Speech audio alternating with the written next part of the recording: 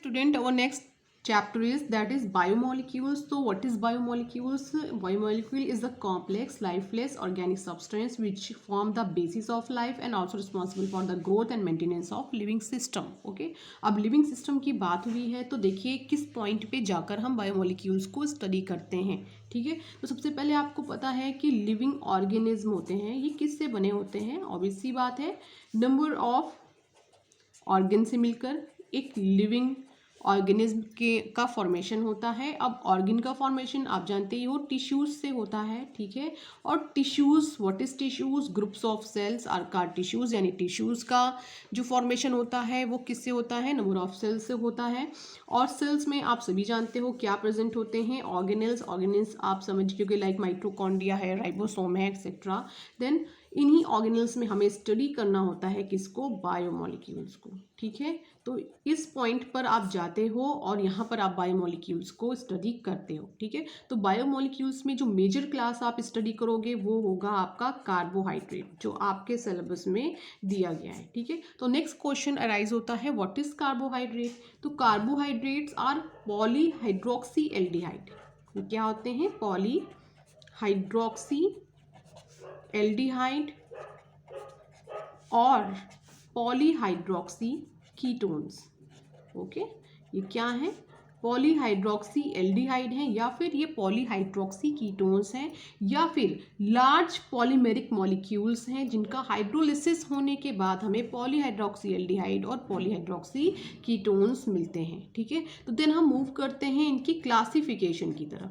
ठीक है, तो क्लासिफिकेशन जो अभी हम करने जा रहे हैं वो होगा हमारा on the basis of hydrolysis. ठीक है, किसके बेसिस पे होगा? हाइड्रोलिसिस के बेसिस पे हम क्लासिफिकेशन करेंगे. तो फर्स्ट हमारे जो क्लास यहाँ पे होती है वो होती है मोनोसेकेराइड्स की, जो कि काफ़ी इंपॉर्टेंट क्लास है. ठीक है, जितनी भी आप मेजर स्टडी करोगे यहाँ पे वो मोनोसेकेराइड्स ही मिलेंगे. ठीक है, तो जनरल फॉर्मूला इनका क्या होता है? CH2ON.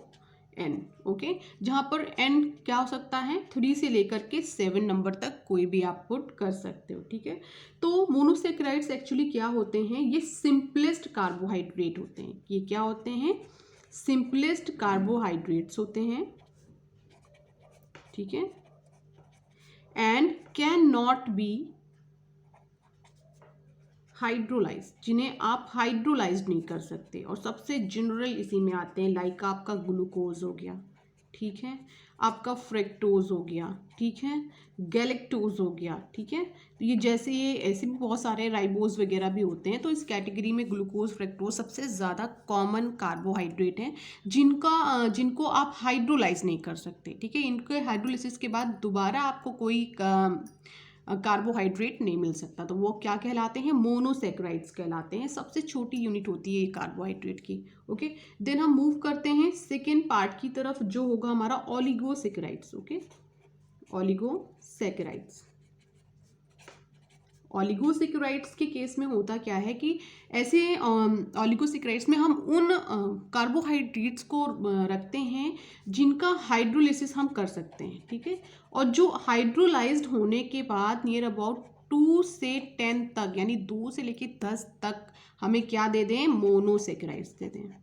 ठीक है, तो ऐसे हम कार्बोहाइड्रेट्स को किस कैटेगरी में रखते हैं? ओलिगोसेकेराइड्स की कैटेगरी में रखते हैं. ओके, तो यहाँ पर जो फर्स्ट क्लास हम पढ़ने जा रहे हैं ओलिगोसेकेराइड्स में वो हमारा है डाइसेकेराइड्स का.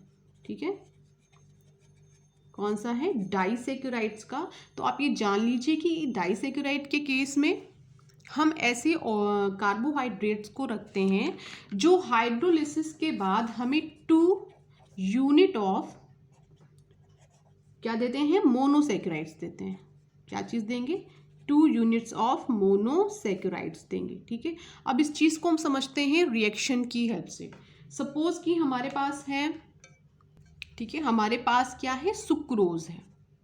ठीक है, तो हम सुक्रोज का कर दे क्या? हाइड्रोलिसिस. देखिए C12H22O11, ये किसका फॉर्मूला है? सुक्रोज का फॉर्मूला है. और इसका हम हाइड्रोलिसिस कर दें तो देखिए हमें क्या मिलेगा? C6H12O6 plus C6H12O6. एक मिला है हमें क्या? ग्लूकोज.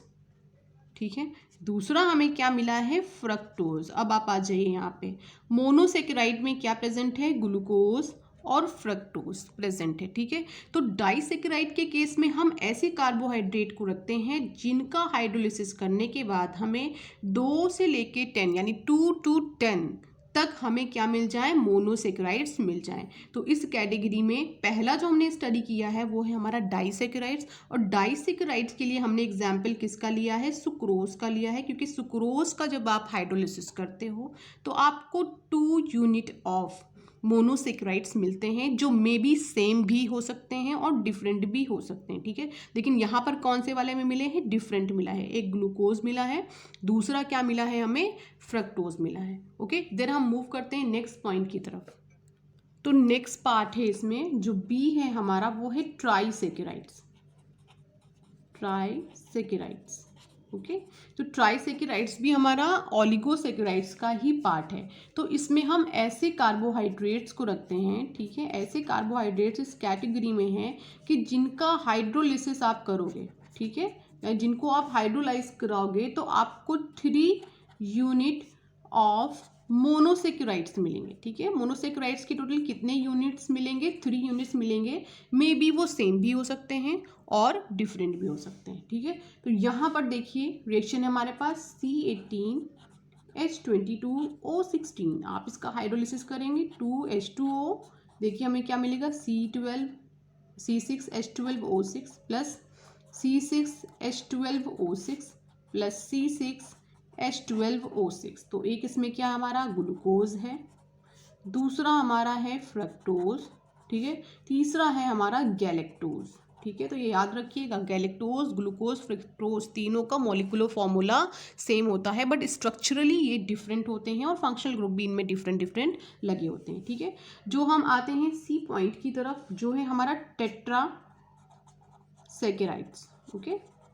तो आप समझ चुके होंगे मैम क्या कहने जा रही हैं, कि ऐसे कार्बोहाइड्रेट इस कैटेगरी में आते हैं कि जिनका आप हाइड्रोलिसिस करोगे तो आपको 4 यूनिट मिलेगी, किसकी, मोनोसेकेराइड्स का। मे बी सेम भी हो सकते हैं और डिफरेंट भी हो सकते हैं, ओके। तो देखिए यहाँ पर फॉर्मूला है C24H42O11 प्लस 3H2O, ठीक है।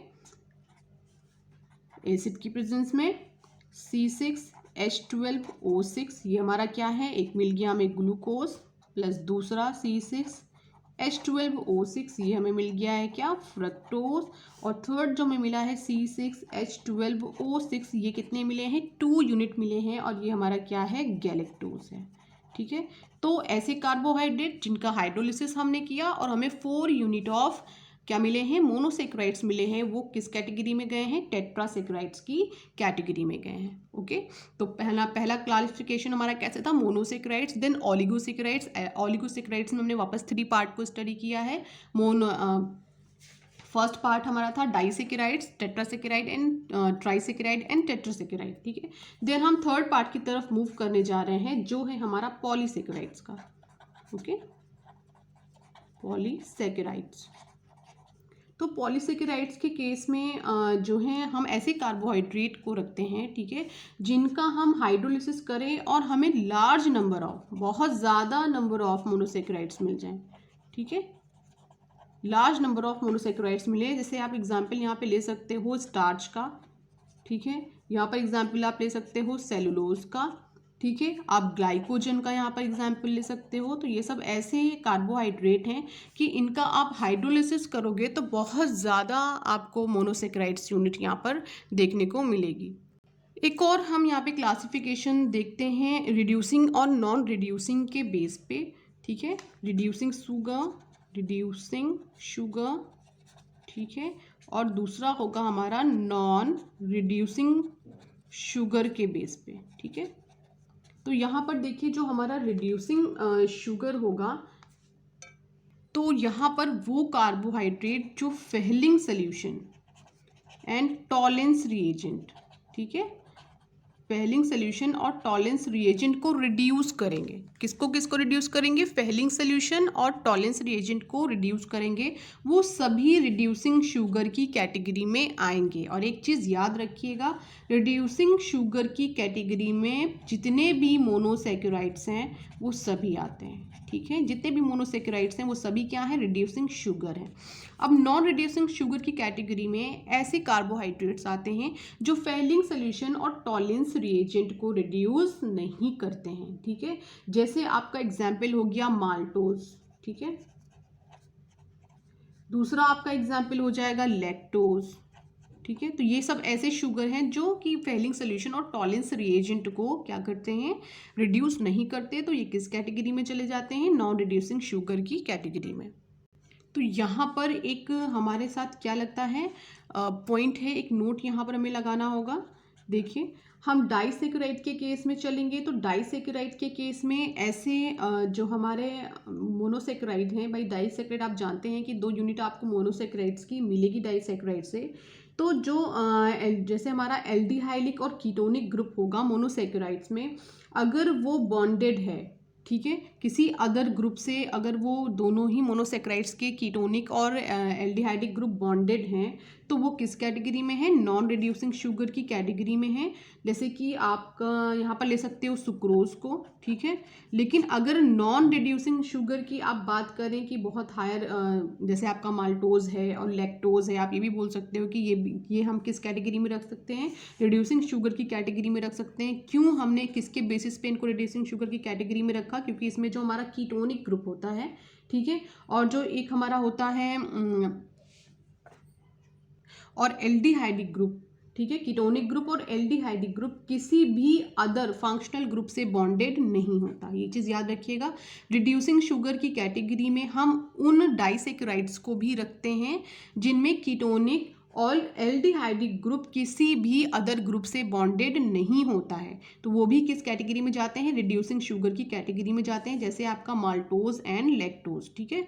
तो इससे पहले मुझसे फॉल्ट हो गई थी यहाँ पर, ठीक। तो यहाँ पर देखिए, नॉन रिड्यूसिंग शुगर वो शुगर है, डाइसेक्राइड के केस में मेनली आप ले रहे हो ऐसे शुगर हैं कि जिनको आप जो है, जिनका जो कीटोनिक और एल्डिहाइडिक ग्रुप है वो किसी अदर फंक्शनल ग्रुप से बॉन्डेड है, ठीक है। और इसमें भी अगर आपका माल्टोज है, लैक्टोज है, तो माल्टोज और लैक्टोज का जो कीटोनिक और इसका जो एल्डिहाइडिक फंक्शनल ग्रुप होता है वो किसी अदर फंक्शनल ग्रुप से बॉन्डेड नहीं होता। तो हम इसे किस कैटेगरी में लेके जाते हैं, रिड्यूसिंग शुगर की कैटेगरी में। Okay, now move to the next topic, that is classification. Classification of monosaccharides. इससे पहले हमने क्लासिफिकेशन किसका किया था, इससे पहले जो हमारा क्लासिफिकेशन था वो कार्बोहाइड्रेट का था। उसमें एक पार्ट हमने मोनोसेक्राइड्स का भी स्टडी किया था, और इस बार हम उसी पार्ट का क्लासिफिकेशन करने जा रहे हैं। लेकिन इससे पहले एक 2 वर्ड मैं बार बार यूज़ करूँगी, आगे भी आपको इस चैप्टर में मिलेगा, एल्डोजेस एंड सेकेंड है आपका कीटोजेस। ओके, ये 2 पॉइंट हैं जो आपको बार बार सुनने को मिलेंगे। तो इनका मतलब एक्चुअली क्या है, तो ऐसे मोनोसेक्राइड्स, ठीक है, ऐसे मोनोसेक्राइड्स जिसमें aldehyde group as a functional group present हो, उसे हम एल्डोजिस की कैटेगरी में रखते हैं। और यहाँ पर ऐसे मोनोसेक्राइड्स हैं, ठीक है, ऐसे मोनोसेक्राइड्स हैं जिसमें keto group as a functional group present होता है, उसे हम कीटोजिस की कैटेगरी में रखते हैं, ठीक है। एग्जाम्पल देख लेते हैं। जैसे कि हमारे पास एक जनरल वे में ले रहे हैं, CHO है, देन CHOH है, ठीक है, की पावर N, देन CH2OH है। एक जनरल फॉर्मूला हमने यहाँ पे ले लिया। तो आप ये देखिए कि ये जो ग्रुप लगा है वो कौन सा ग्रुप है, एल्डिहाइडिक ग्रुप है, ठीक है। कौन सा है, CHO एल्डिहाइडिक ग्रुप है। तो इसको हम क्या नाम देते हैं, एल्डोज शुगर या एल्डोजिस। ओके, देन हम मूव करते हैं, नेक्स्ट एग्जाम्पल लेते हैं। हमारे पास CH2OH है, then C double bond O है, देन CHOH की पावर N, देन CH2OH है। तो आप देखिए यहाँ पे कौन सा ग्रुप लगा हुआ है, कीटो ग्रुप लगा हुआ है। कौन सा है, कीटोनिक ग्रुप लगा हुआ है। तो इस पर्टिकुलर कंपाउंड को हम किस कैटेगरी में रखते हैं, कीटोजेस की कैटेगरी में रखते हैं। ओके, देन अब हम मूव करते हैं इसके मोनोसेक्राइड्स की क्लासिफिकेशन की तरफ। तो पहला क्लासिफिकेशन जो होगा वो होगा क्या, ट्रायोसिस का। इसको ट्रियोसिस भी बहुत लोग बोलते हैं। तो फॉर्मूला होगा C3H6O3। ओके, एग्जाम्पल लेंगे इसमें हम एल्डोसिस का भी और कीटोसिस का भी। तो पहला है CH2OH, ठीक है, then C double bond O, then CH2OH। आप समझ गए होगे कि ये कौन सी कैटेगरी में है, कीटोसिस की कैटेगरी में है, यानी ये कीटोस शुगर हो सकती है। तो देखिए इसका नेम क्या है, डाई हाइड्रोक्सी एसीटोन, ठीक है। फॉर्मूले पे है ना, कार्बन कितने हैं 3, हाइड्रोजन कितने हैं 6 हैं, और देन ऑक्सीजन कितने हैं 3। देन हम मूव करते हैं नेक्स्ट पॉइंट की तरफ। ये हमारे पास CHO है, CHOH है, देन CH2OH है, ठीक है। ये भी देखिए यहाँ पे CHO ग्रुप लगा हुआ है, समझ ही गए होंगे आप कि एल्डिहाइड ग्रुप यहाँ पे लगा हुआ है, तो ये एल्डोसिस की कैटेगरी में है, ठीक है। इसका नेम क्या है, ग्लिसरैल्डिहाइड। इसका क्या नेम है, ग्लिसरैल्डिहाइड, ठीक। तो ट्रायोसिस की कैटेगरी में जो हमारा एल्डिहाइड ग्रुप होगा, यानी इसको हम एक और जनरल नेम से जान सकते हैं, वो है हमारा एल्डोट्रायोसिस, ठीक है। दूसरा हमारा होगा एल्डोट्रायोसिस ये है। देन इसको हम और दूसरे नेम से क्या बोल सकते हैं, कीटो ट्रायोसिस, ओके, या ट्रायोस बोल सकते हैं, ठीक है। क्योंकि देखिए ये किस कैटेगरी में है, ट्रायोसिस की कैटेगरी में है। एल्डिहाइड ग्रुप लगा तो एल्डोट्रायोस, और अगर कीटो ग्रुप लगा है तो कीटोट्रायोस। अगर कोई आपसे इसको एल्डोज और कीटोस के फॉर्म में बोले तो भी आप समझ जाना कि एल्डोज वो होगा जिसमें एल्डिहाइड ग्रुप होगा, कीटोस वो होगा जिसमें कीटो ग्रुप प्रेजेंट होगा, ओके। ट्रायोस हो गया, तो अब हम बात कर लेते हैं, ये फर्स्ट पॉइंट है। अब हम बात करते हैं सेकेंड की तरफ, वो है हमारा टेट्रोज, ओके, या टेट्रोसिस भी बोल सकते हो। जनरल फार्मूला होगा C4H8NO4, ओके। तो यहाँ पर एग्जाम्पल लेते हैं CHO, CHOH, CHOH and then CH2OH, ठीक है। अब आपको समझ में आ गया होगा कि यहाँ पे क्या लगा हुआ है, एल्डिहाइड ग्रुप लगा हुआ है। इसका जो एक्चुअली नेम है वो क्या है, देखिए लिख दे रही हूँ यहाँ पे, एरिथ्रोज। इस कंपाउंड का क्या नेम है, एरिथ्रोज है। देन हम मूव करते हैं नेक्स्ट कंपाउंड की तरफ, जो कि हमारा है, देन नेक्स्ट पॉइंट पे हम आते हैं। अगर हमारे पास क्या है, कुछ ऐसी सिचुएशन है, CH2OH, C double bond O, keto group लगा हुआ है, CHOH, देन CH2OH। तो इसमें भी आप काउंट करिए, नंबर ऑफ कार्बन 4, हाइड्रोजन 8 है, एंड ऑक्सीजन क्या है हमारे 4 है। तो ये जो हमारी कैटेगरी है ये किसकी है, हमारी एल्डोस की कैटेगरी है, और यहाँ पे कीटो ग्रुप लगा हुआ है, तो ये कीटोस की कैटेगरी है। तो इसको अगर हम नाम दें तो ये भी बोल सकते हैं एल्डोटेट्रोस, ओके, और इसको हम क्या बोल सकते हैं, कीटोटेट्रोस, ओके। तो इसी तरह हम पेंटा में भी आएंगे और हेक्सा में भी आएंगे। देन हमारे पास हम आते हैं पेंटोजिस की कैटेगरी में। तो थर्ड हमारी कैटेगरी कौन सी है, पेंटोजिस की है, ठीक है। तो pentoses C5H10O5, okay, CHO, CHOH, CHOH, CHOH, then CH2OH, ठीक है। इसका नेम एक्चुअली है क्या, राइबोस और एल्डिहाइड ग्रुप लगा हुआ है। तो आप समझ ही गए होंगे कि ये किस कैटेगरी में है, एल्डोपेंटोस की कैटेगरी में है। किस कैटेगरी में है, एल्डोपेंटोस की। इसी तरह आप कीटो पेंटोस भी बना सकते हो, ठीक है। कीटो पेंटोस, केवल कुछ नहीं करना है आपको, सेकेंड वाले कार्बन पे आपको कीटो ग्रुप की एंट्री दे देनी है, ठीक है। देन हम मूव करते हैं हेक्सोस की तरफ, ठीक है। आप समझ रहे हो कि C6H12O6, और यहाँ से आपको बहुत सारी चीज़ें क्लियर हो गई। नहीं, ये तो फॉर्मूला ग्लूकोज का है, और यहाँ पर आपको समझ में आ जाएगा कि ग्लूकोज और फ्रैक्टोज में एक्चुअली क्या मेजर डिफरेंस होता है। तो मैं बनाने जा रही हूँ। ये हमारे पास क्या है, CHOH है, then CHOH, CHOH, CHOH, CHOH, then CH2OH, ठीक है।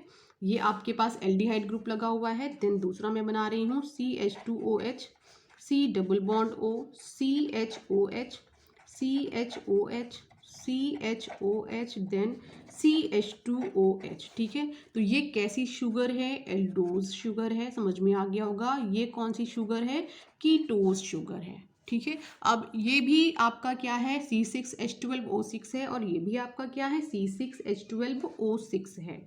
ठीक है। लेकिन आप अगर देखोगे तो एल्टोज शुगर जो आपकी होती है वो एक्चुअली क्या होती है, ग्लूकोज होती है। तो ये चीज़ याद रखिएगा कि ग्लूकोज में कौन सा फंक्शनल ग्रुप प्रेजेंट होता है, एल्डिहाइड फंक्शनल ग्रुप।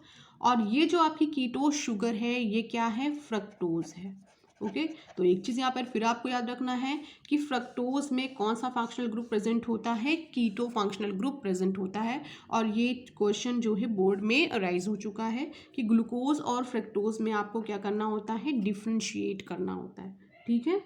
तो यहाँ पर ग्लूकोज हमारी क्या है, एल्डोहेक्सोज है, एंड फ्रक्टोज हमारी क्या है, कीटोहेक्सोज है। ये क्या है हमारी, aldohexose, and this one is ketohexose. तो अब आपको टर्मिनोलॉजी भी कुछ क्लियर हो रही होगी। तो बच्चों जो मेन आपको डिफरेंस देखना है वो ग्लूकोज, फ्रक्टोज और गैलेक्टोज के बीच में कि तीनों का फार्मूला क्या है, C6H12O6 है, ये भी क्या है, C6 है, H12 है, O6 है, ये भी आपका C6H12O6 है। तो यहाँ पे डिफरेंस पहला क्या है, तो आप ये जानिए कि अगर आप इधर ग्लूकोज और फ्रक्टोज की बात करेंगे तो फ्रक्टोज पे कीटो ग्रुप है और ग्लूकोज पे क्या है, एल्डिहाइड ग्रुप है। ये इन दोनों के बीच का डिफरेंस है। अगर आप आओगे फ्रक्टोज और गैलेक्टोज में बात करोगे तो भी सेम केस है। गैलेक्टोज में क्या लगा हुआ है, एल्डिहाइड ग्रुप लगा हुआ है, जबकि फ्रक्टोज में कीटो ग्रुप लगा हुआ है।